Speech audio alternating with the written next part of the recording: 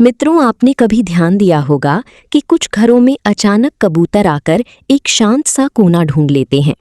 वहां थोड़ा सा तिनके जमा करके घोंसला बनाते हैं और फिर दो छोटे छोटे अंडे रख देते हैं। कई लोग इसे बस एक आम बात समझकर छोड़ देते हैं। ये संकेत अच्छा है या बुरा? इससे घर में सुख आता है या कोई परेशानी बढ़ती है? ये सिर्फ एक पक्षी की आदत है या इसमें कोई बड़ा रहस्य छुपा हुआ है?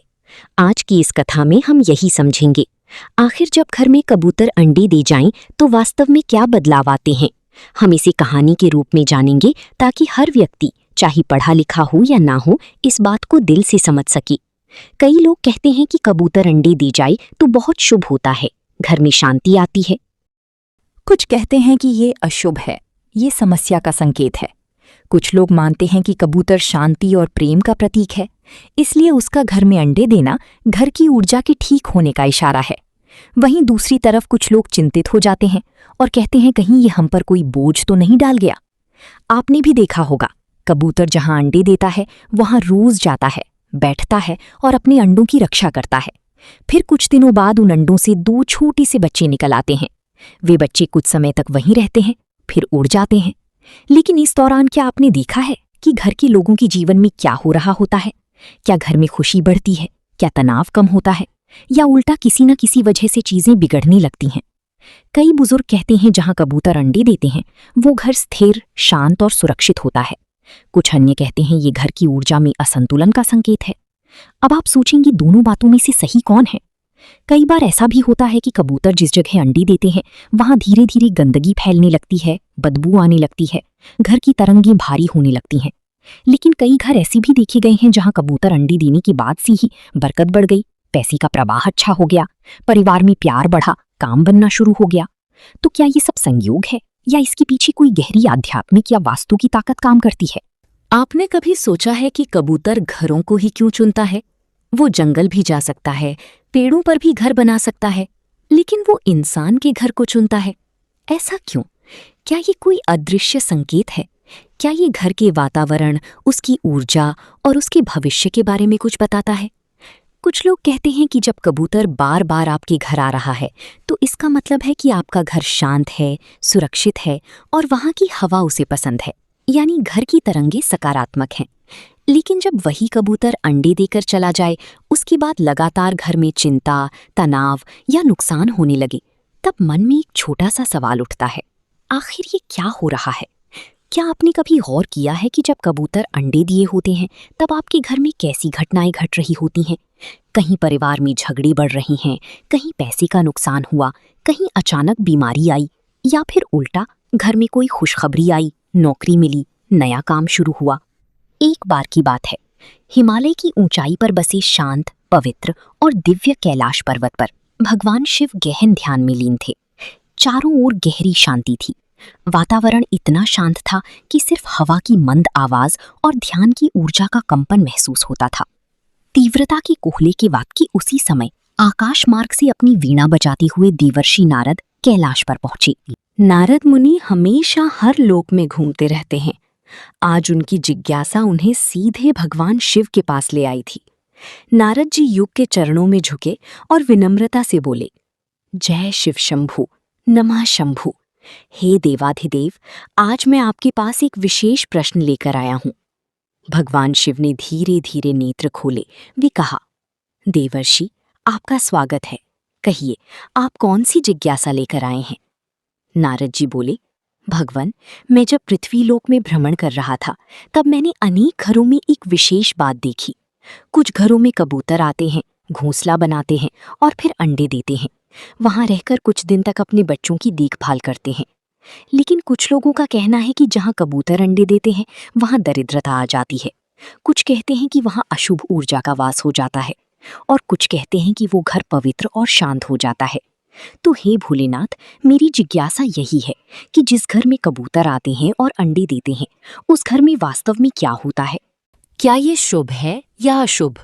इसका वास्तु और ज्योतिष से क्या संबंध है? भगवान शिव मुस्कुराए और बोले, नारद, आपने आज संपूर्ण मानव जाति के लिए एक अत्यंत महत्वपूर्ण प्रश्न किया है। ये प्रश्न केवल पक्षियों से जुड़ा नहीं है, बल्कि ये उस घर की ऊर्जा, उसकी गति और उसमें रहने वाले लोगों के जीवन पर गहरा असर डालता है। नारद जी ने फिर कहा, भगवान, मैं जानता हूं कि इस प्रश्न का उत्तर साधारण नहीं है, लेकिन मैं चाहता हूं कि आप मुझे विस्तार से समझाएं कि कबूतरों का घर में आना, अंडे देना और फिर चले जाना, इसका गहरा रहस्य क्या है? क्या इसका सीधा संबंध हमारे कर्मों से है या हमारी घर की स्थिति से? क्या ये आने वाली घटनाओं का संकेत देता है? क्या ये चेतावनी है या वरदान? भगवान शिव थोड़ी गंभीर हो गई और बोले, देवर्षि, इसका उत्तर मैं आपको सीधे शब्दों में नहीं दूंगा, क्योंकि ये केवल एक पक्षी के आने जाने की बात नहीं है। मैं आपको एक कथा के माध्यम से इस प्रश्न का उत्तर दूंगा, क्योंकि बिना कथा के इसका भाव और गहराई समझना कठिन होगा। लेकिन उससे पहले मैं आपको कुछ बातें समझाना चाहता हूँ। नारद जी ध्यानपूर्वक भगवान शिव की ओर देख रहे थे। भगवान शिव आगे बोले, देवर्षि, जब कोई पक्षी, विशेष रूप से कबूतर, किसी घर में आता है और अंडे देता है, उसमें बहने वाली हवा, वहां की नमी, ध्वनि और कंपन, ये सब किसी जीव को आकर्षित करते हैं, और जब वो जीव वहां अंडे देता है तो वो उस ऊर्जा के साथ जुड़ जाता है। नारद जी ने सहमति में सिर हिलाया और कहा, तो इसका अर्थ ये हुआ कि कबूतर का अंडा देना सिर्फ एक प्राकृतिक प्रक्रिया नहीं, बल्कि ऊर्जा का संकेत है। भगवान शिव बोले, बिल्कुल देवर्षि, परंतु ये ऊर्जा सकारात्मक है या नकारात्मक, इसका निर्धारण कई बातों पर निर्भर करता है, जैसे उस घर के लोगों का व्यवहार, उनका सोचने का तरीका, उनका कर्म और उनके घर की वास्तु स्थिति। नारद जी की उत्सुकता अब और बढ़ गई थी। उन्होंने पूछा, भगवान, क्या ये भी संभव है कि किसी घर में अगर नकारात्मक ऊर्जा हो तो कबूतर वहां अंडे देने नहीं आते, या यदि वे आ जाएं तो उनके अंडे देना किसी प्रकार की चेतावनी हो? भगवान शिव बोले, ये भी संभव है, लेकिन हर स्थिति में अर्थ अलग होता है। इसीलिए मैं आपको ये सभी कथा के माध्यम से विस्तार से समझाऊंगा। कथा के माध्यम से मैं आपको ये भी बताऊंगा कि कबूतरों का घर में आना किस प्रकार जीवन की दिशा को बदल सकता है, कभी शुभ तो कभी अशुभ। नारद जी बोले, भगवान, मैं आपकी कथा सुनने को पूरी तरह तैयार हूँ। कृपया मुझे वो ज्ञान दें जिससे मैं इस रहस्य को पूर्ण रूप से समझ सकूं और आगे जाकर इसे लोकहित में बांट सकूं। भगवान शिव बोले, देवर्षि, कथा आरंभ करने से पहले मैं चाहता हूं कि आप इस विषय को गहराई से समझने के लिए अपना मन एकाग्र करें, क्योंकि ये केवल कहानी नहीं होगी, ये जीवन के उन संकेतों का ज्ञान है जिसे लोग अक्सर अनदेखा कर देते हैं। नारद जी ने मुस्कुराकर कहा, भाई भगवान, मैं तैयार हूं, आप जो उचित समझें, कृपया वो कथा आरंभ कीजिए। बहुत समय पहले की बात है। उत्तर भारत के एक छोटे से गांव में एक गरीब किसान रहता था। नाम था रघुनाथ। रघुनाथ का जीवन बहुत ही साधारण था। वो मिट्टी का बना हुआ छोटा सा घर, टूटी फूटी चारपाई, एक पुराना चूल्हा और 2 समय की रोटी के लिए खेत में मेहनत करने वाला इंसान था। उसके पास न ज्यादा जमीन थी, न जानवर, न कोई बड़ी कमाई, बस एक छोटी सी झोपड़ी और अपने भाग्य पर भरोसा। उसकी पत्नी सरला बहुत मेहनती थी और उसके 2 छोटे छोटे बच्चे थे, एक बेटा और एक बेटी। रघुनाथ का दिन सूरज उगने से पहले शुरू होता था और शाम को अंधेरा होते ही खत्म हो जाता था। वो खेतों में काम करता, बीज बोता, जुताई करता, लेकिन उसकी जिंदगी में कभी भी बरकत नहीं आई। जब भी कुछ अच्छा होने लगता, कोई ना कोई परेशानी जरूर आ जाती। कभी सूखा पड़ता, कभी बैल बीमार हो जाता, कभी साहूकार आकर कर्ज मांगता। लेकिन एक बात आस थी, रघुनाथ बहुत ही ईमानदार और शुद्ध मन वाला इंसान था। वो कभी किसी का बुरा नहीं सोचता था। हर दिन सुबह सुबह वो अपने घर के बाहर तुलसी के पास दिया जलाता और भगवान से यही प्रार्थना करता, हे ऊपर वाले, मुझे बस इतना दे दे कि मेरे बच्चों को भूखा ना सोना पड़े। एक दिन की बात है, गर्मी के दिन थे। रघुनाथ खेत से लौटकर घर आया। उसने पहले ध्यान नहीं दिया, लेकिन अगले दिन देखा कि वहां एक कबूतर बैठा है। फिर धीरे धीरे 2 कबूतर वहां आने लगे। दिन बीतते बीतते उन्होंने वहां घोंसला बना लिया। सरला ने रघुनाथ से कहा, देखो जी, कबूतर ने हमारे घर में घोंसला बना लिया है। अब लगता है ये यहीं रहने वाले हैं। रघुनाथ ने मुस्कुराकर कहा, रहने दो इन्हें, ये भी तो भगवान की जीव हैं। शायद हमारे घर की शांति इन्हें अच्छी लगी हो। कुछ दिन बाद सरला ने देखा कि घोंसले में 2 अंडे रखे हैं। अब कबूतर रोज आते बैठते जाते, उनके गुटर की आवाज पूरे घर में गूंजती रहती। घर में कुछ अजीब सा बदलाव महसूस हो रहा था। रघुनाथ और सरला दोनों ये समझ नहीं पा रहे थे कि बदलाव अच्छा आया बुरा। पहले कुछ दिनों तक उन्हें ऐसा लगा कि शायद कुछ अच्छा होने वाला है, लेकिन फिर धीरे धीरे समस्याएं बढ़ने लगी। सबसे पहले रघुनाथ की खेत में बोई गई बीज अचानक सूखने लगी।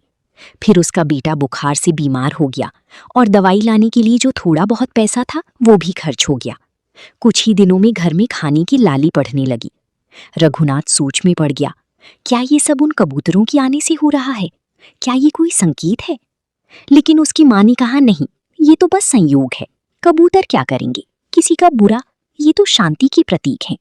लेकिन गांव के कुछ बुजुर्गों ने कहना शुरू कर दिया, रघुनाथ, तेरे घर कबूतर अंडे दे रहे हैं, ये अच्छा नहीं है, ये दरिद्रता का संकेत है, जल्दी से वो घोंसला हटा दे। रघुनाथ दुविधा में था। वो कबूतरों को नुकसान नहीं पहुंचाना चाहता था, लेकिन बच्चों की भूख, पत्नी की चिंता और खुद की थकावट उसे अंदर से तोड़ रही थी। एक रात वो घर के आंगन में बैठा हुआ था। आसमान में चांद आधा था। कबूतर गुटरगूं कर रहे थे। उसने कबूतरों की ओर देखा और धीरे से कहा, अगर तुम्हारे होने से मेरे घर में कष्ट आ रहा है तो मुझे माफ करना, लेकिन मैं तुम्हें कैसे निकालूं? तुम भी तो मेरी ही तरह इस धरती के जीव हो। उसकी आंखों में आंसू थे। वो थक चुका था गरीबी से, सवालों से और अपनों की तकलीफ से। कुछ दिन और बीते। सरला की तबीयत भी बिगड़ने लगी। अब रघुनाथ ने निश्चय किया कि वो गांव के मंदिर में जाकर साधु बाबा से मिलेगा। जो हर ही कुछ ऐसा हुआ जिसने रघुनाथ को अंदर तक हिला दिया। एक रात तेज आंधी आई, बारिश भी तेज हुई। घोंसले से एक अंडा नीचे गिर गया और टूट गया। दूसरे दिन वो जब उठा तो उसकी बेटी की तबीयत अचानक खराब हो गई और वो बेहोश हो गई। अब रघुनाथ ने तय कर लिया, अब और नहीं। अब मैं किसी ज्ञानी संत से जाकर पूछूंगा कि ये सब क्यों हो रहा है।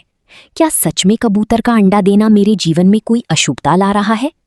तभी जैसे भाग्य ने सुन लिया हो, गांव में खबर आई कि बहुत दूर से एक दिव्य संत गांव में पधारने वाले हैं।